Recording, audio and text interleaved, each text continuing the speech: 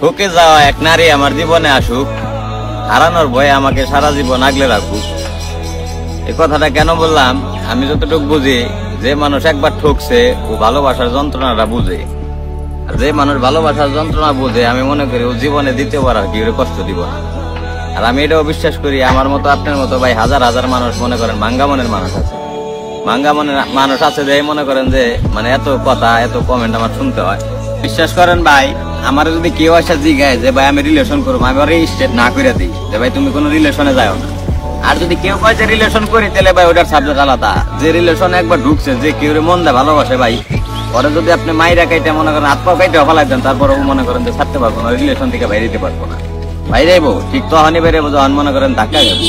আর যে জামানা আইছে ভাই, আমি মনে করি যে মানে 90 জন প্রেম করলে ভাই একজনের প্রেমে ভাই পূর্ণতা পায়, বা একজনের প্রেমটা মনে করেন যে সত্যি থাকে। তাছাড়া বেশিরভাগ প্রেমে মনে করেন যে বিচ্ছেদ হয়, একদিন 2 দিন 3 মাস 2 মাস, তারপরে মনে করেন যে বিচ্ছেদ হয়। আর আমি কেন প্রেম করতে না করি, কারণ প্রেমের যন্ত্রণাটা ভাই আমি বুঝি। যে মানুষ মনে করেন যে অনেক ভালোবাসা কেউ হারাইছে, ও কখনোই চাইবো না যে আরেকটা মানুষের জীবনটা ওইভাবে নষ্ট হোক। ঠিক আমিও চাই না যে কারো জীবন নষ্ট হোক।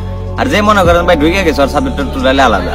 কিন্তু এই হিসাব করে আমি কই, যে মানুষ মনে করেন যে একবার ওই কষ্ট পায়, মানে কষ্টগুলা বুঝছে, আমি মনে করি ও কোনোদিনই আরেকটা মানুষকে কষ্ট দিবে চাইবো না। এটা আমার দিয়ে আর কি আমি বুঝি।